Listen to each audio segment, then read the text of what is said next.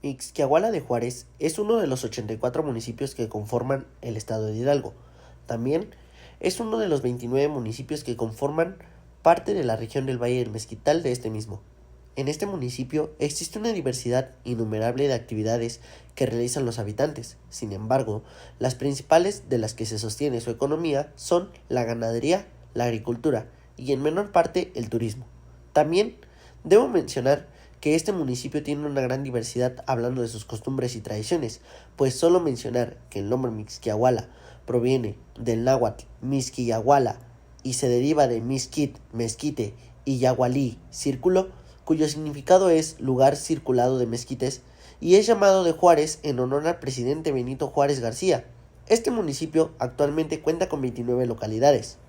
La oferta educativa de este municipio de Mixquiahuala es amplia en cuanto a los niveles preescolar, primaria y secundaria, en donde se registran 25, 26 y 14 escuelas respectivamente.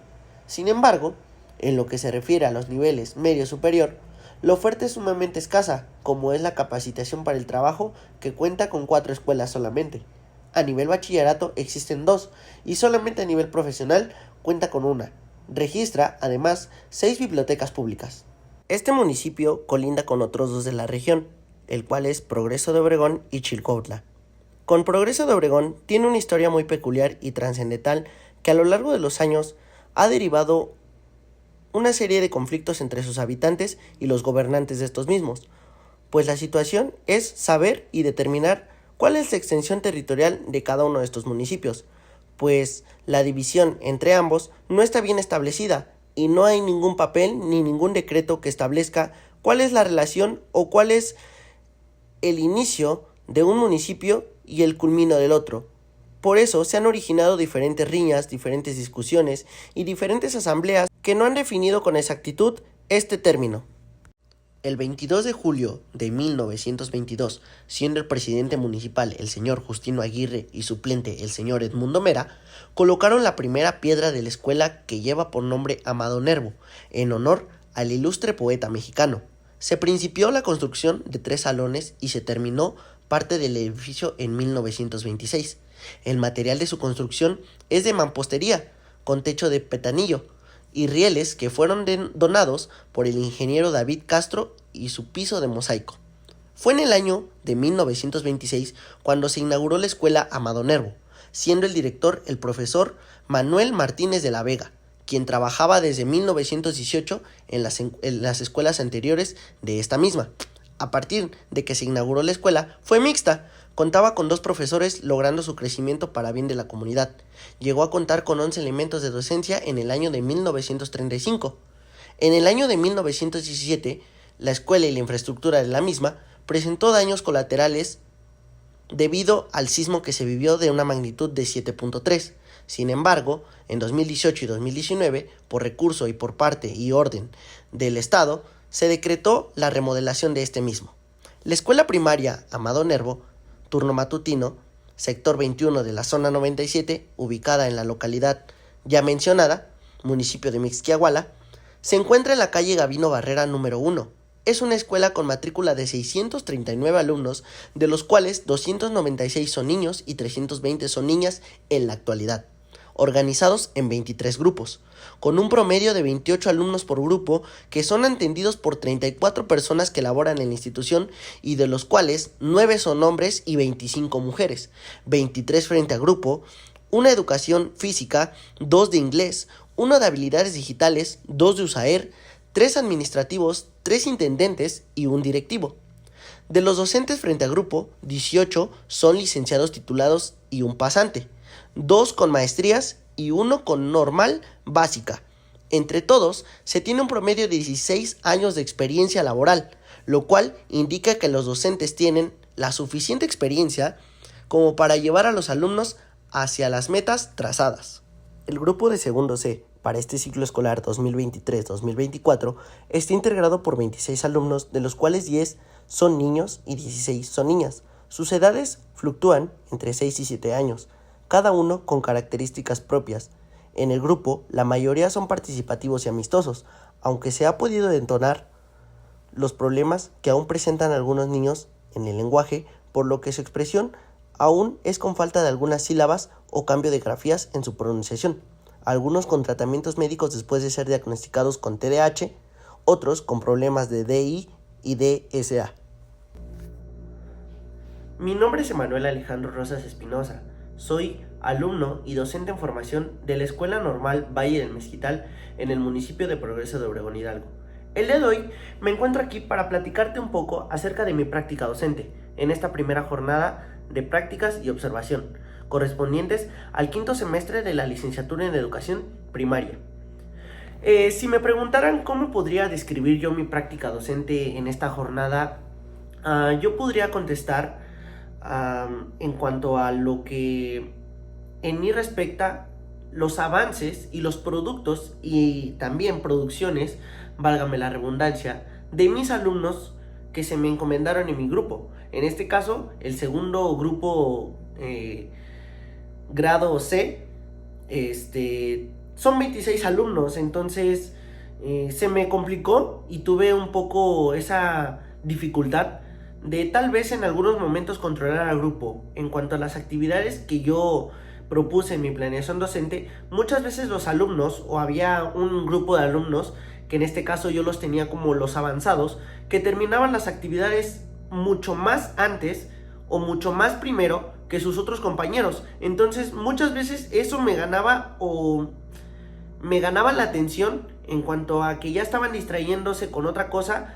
Muchas veces la estrategia que yo implementé para poder erradicar o disminuir este problema o esta dificultad que yo encontré en el control de grupo es que los ponía a leer un libro de la biblioteca del salón.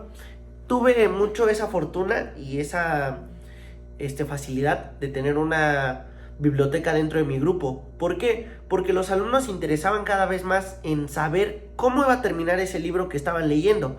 Entonces muchas veces terminaba la actividad y me decían: maestro, ¿puedo leer? Maestro, ¿puedo ir a leer un libro? Maestro, ¿puedo leer un libro con mi compañero? Y muchas veces yo les decía que sí. Entonces esos fueron los principales o la principal dificultad o problemática que yo pude encontrar dentro de mi práctica docente, que muchas veces el control del grupo se ve muy cuestionado o muy trabado por esta situación de no tener como tal unas actividades de recurrencia o actividades que el docente mismo propone dentro de la planeación en caso de estos alumnos que ya lo terminen mucho antes de que hayan terminado los demás. Entonces, si a mí me preguntaran cómo describiría mi práctica en esta primera jornada, yo diría que la describiría con una sola palabra como eficiencia. Eficiencia porque en todos los aspectos, en los 4 campos que yo desarrollé de la nueva escuela mexicana, que es la nueva modalidad en la que estamos trabajando actualmente en el sistema educativo mexicano, que basa su enfoque y su paradigma es el paradigma humanista, pero que el enfoque que tiene esta metodología de trabajo es el comunista o comunitario, como lo quieran tomar, es tener un entorno o poner al entorno o al contexto en el que se desarrolla el alumno como el centro y el eje principal para poder derivar o para poder abordar todos esos contenidos que vienen establecidos en el plan sintético de la fase 3 en este caso. ¿Por qué? Porque la nueva escuela mexicana actualmente está dividida en 3 fases, hablando de educación primaria. Es la fase 3, la fase 4 y la fase 5. Obviamente, respectivamente, corresponden la fase 3 a primero y segundo, fase 4 a tercero y cuarto, fase 5 a quinto y sexto. Entonces, a mí me tocó trabajar con el plan sintético o con el avance del plan sintético más bien de la fase 3, en el cual vienen establecidos ya los PDAs, ahora conocidos procesos de desarrollo del aprendizaje. Anteriormente eran los aprendizajes esperados o competencias que se lograban o que se esperaban cumplir. Pero actualmente son los PDAs, los conocemos así como PDAs. O sea, así se les ha tomado ese término para ahorrarnos mucho este término o esta complicidad de mencionar todo. Pero si me preguntaran, PDAs refiere a los procesos de desarrollo del aprendizaje. Entonces, en esta fase 3 que a mí me tocó trabajar, los alumnos me di cuenta que se encuentran en un proceso de alfabetización o en un proceso de adquirir la lectura y la escritura inicialmente, porque aunque ya están en segundo grado, ya todos o la mayoría tienen antecedentes de cómo escribir, cómo leer, con un método global. Sin embargo, la propuesta que se nos hizo en el curso de alfabetización inicial, que es el que estoy llevando con un maestro de la escuela normal, nos propone y nos lleva a cabo una propuesta para la lectura y la escritura a nivel nacional, que es la propuesta Pronales de Margarita Gómez Palacios. Esta propuesta nos habla y nos hace entender que la lectura y la escritura no es un proceso por el cual el niño tiene que adoptarse o arraigarse estrictamente a lo que ya está establecido, no, sino que el alumno o la persona o el sujeto que está iniciando esta alfabetización debe de comprender qué es lo que quiere expresar. Si él ve algo escrito en una pancarta, en un anuncio de su entorno, que él obviamente tiene que ver, se tiene que persuadir a sí mismo de querer entender y lograr un significado. ¿Qué es lo que me quiere dar a entender ese mensaje? ¿Qué es lo que el sujeto está dándole la interpretación a esas grafías que está viendo escritas dentro de un cartel, un anuncio publicitario, qué sé yo? Entonces, es muy complejo y yo me basé en esta práctica docente.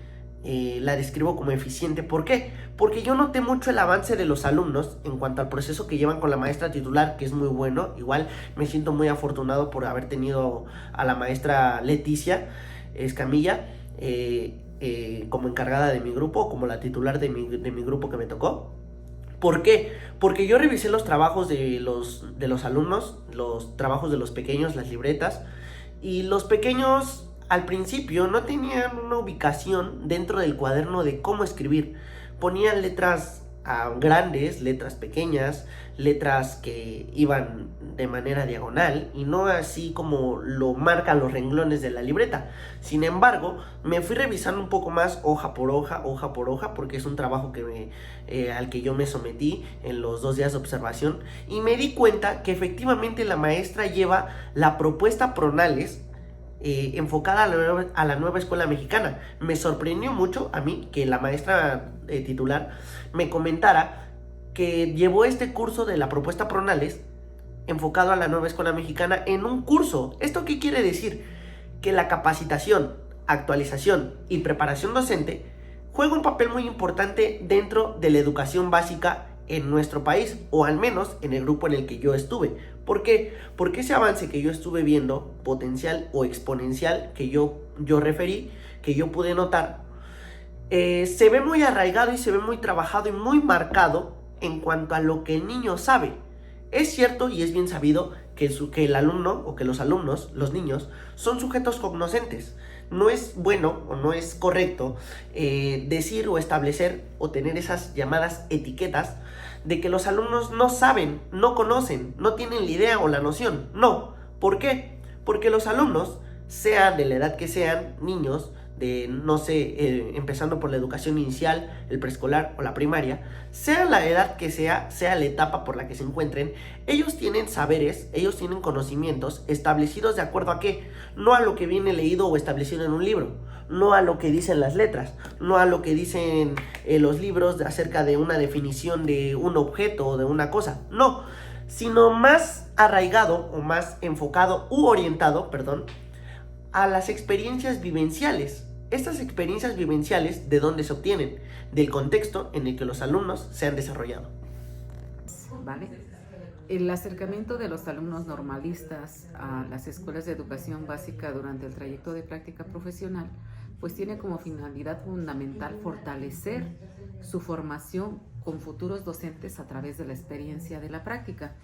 Este proceso le permite desarrollar al alumno en formación habilidades, conocimientos y actitudes que contribuyan a consolidar su perfil de egreso desde un enfoque realista y contextualizado. Algunos aspectos que recupera esta visita en las escuelas primarias de los alumnos es conocer la diversidad del contexto educativo. Otro aspecto importante es desarrollar habilidades de observación y análisis crítico, involucrarse en la planificación y evaluación de los procesos de los estudiantes y bueno, creo que fomentar una reflexión sobre su propio hacer cotidiano que realizan los maestros en las escuelas de educación básica. Quiero mencionar que este acercamiento no solo enriquece la formación académica de los estudiantes, normalista, sino que también contribuye a la mejora de la calidad educativa al preparar docentes con una visión integral y una sólida experiencia práctica. Bueno, pues las TICAD es un tema actual que se desprende del artículo 3. No viene como tal la palabra en el plan de estudios, más bien se deriva de una agenda digital educativa. En esta agenda digital educativa indica que el Estado será encargado de brindar los recursos, la capacitación para implementar las TICAD, que son las tecnologías de la información, comunicación, conocimiento y aprendizaje digital. Entonces, ¿cuál va a ser la diferencia o qué es lo que hace especial a este tipo de tecnologías? Antes pues conocíamos solamente las TICs, que pues son todas las tecnologías que conocemos para la información y la comunicación, aquellas que nos permiten pues ponernos en contacto con cualquier persona en cualquier parte del mundo y poder tener esa vinculación. Y bueno, de ahí en el ámbito educativo se desprendieron las TIC, las TAC y las TEP, que bueno, también son tecnologías que tienen que ver con el empoderamiento, con el conocimiento y con el aprendizaje. Estas tecnologías se apegaron más al ámbito educativo. Y en esta última versión que ha habido de los planes de estudio, ya se empezaron a trabajar más las TICAD. Y la diferencia, pues es que este tipo de tecnologías nos permite que sean solamente aquellas que se enfoquen en el ámbito educativo. Y bueno, nos permite cuidar mucho lo que es la seguridad en los entornos digitales, porque al permitirnos que sean exclusivamente en el enfoque educativo, pues nos limita a que los alumnos pues tengan acceso a mucha información. Entonces nosotros verificamos que cumplan con estas características y solamente se les enseña a los alumnos pues el manejo ético y responsable de estas aplicaciones. Y bueno, como son aplicaciones que tienen que hacer uso de internet, pues también nosotros les tenemos que enseñar el uso responsable. Dentro de esta agenda digital educativa también nos implica a nosotros como docentes pues que tenemos que prepararnos en el marco común digital docente, que son competencias que tenemos que tener, son 5 ámbitos, y en estos 5 ámbitos pues se trabaja desde la seguridad, la etiqueta, que es cómo comportarnos en un ambiente digital, el cómo hacer una búsqueda, un filtrado, cómo seleccionar fuentes confiables, desde nuestra salud también, cuál es la postura que debemos de tener, la distancia de la pantalla, el teclado, qué hacer con los aparatos que ya son obsoletos. Por ejemplo, compro un nuevo celular, una nueva laptop, ¿qué tengo que hacer con lo que ya no ocupo, ¿no? Entonces, en este marco, pues nos da indicaciones de qué es lo que tenemos que hacer con eso de la tecnología para nosotros y para nuestros alumnos. Entonces, por eso es importante conocer de las TICADs, porque es un nuevo panorama que está más centrado en el ámbito educativo y sobre todo para promover los dominios que vienen en el plan de estudios, que van directamente enfocado al desarrollo de habilidades de los alumnos. Para mí, la elaboración de actividades y la planeación y propuesta de actividades lúdicas se me hizo algo muy efectivo y muy práctico para trabajar con alumnos de segundo grado. ¿Por qué? Piaget nos habla acerca de las etapas de desarrollo de los alumnos, en los cuales define que deben de tener y deben de estar establecidas las condiciones por las cuales los alumnos van a aprender, teniendo desde la educación inicial, la educación básica y la educación superior. En este caso, o en este sentido, Carbonell menciona que las actividades lúdicas y las actividades como el juego y la innovación docente dentro de la práctica son esenciales. ¿Para qué? Para construir en los alumnos un aprendizaje significativo. Aprendizaje significativo refiere o hace alusión a un aprendizaje que los mismos alumnos entienden o construyen acerca de lo que el docente les está impartiendo. No es un aprendizaje significativo aquel que el docente viene, lo establece y lo marca con sus alumnos y le dice, ¿saben qué? Esto y lo van a aprender. Un ejemplo muy claro, la fotosíntesis. La fotosíntesis puede llegar a un docente y explicar lo que es un proceso por el cual las plantas adquieren su alimentación y su crecimiento. Sin embargo, el alumno o el aprendizaje significativo que construye el alumno lo va a referir o lo va a entender de acuerdo a lo que su mente y su conciencia entienden por ese proceso. El aprendizaje significativo es esencial y es muy importante en los núcleos de educación básica. ¿Por qué? Porque no es un aprendizaje temporal. El aprendizaje temporal es todo aquel aprendizaje que los alumnos adquieren y que en un momento lo tienen bien presente, pero que después, cuando vienen otros más o lo acompañan otros más, ya se olvidan del primero. El aprendizaje significativo, sin embargo, se mantiene y perdura. ¿Por qué? Porque es el que el mismo alumno construyó.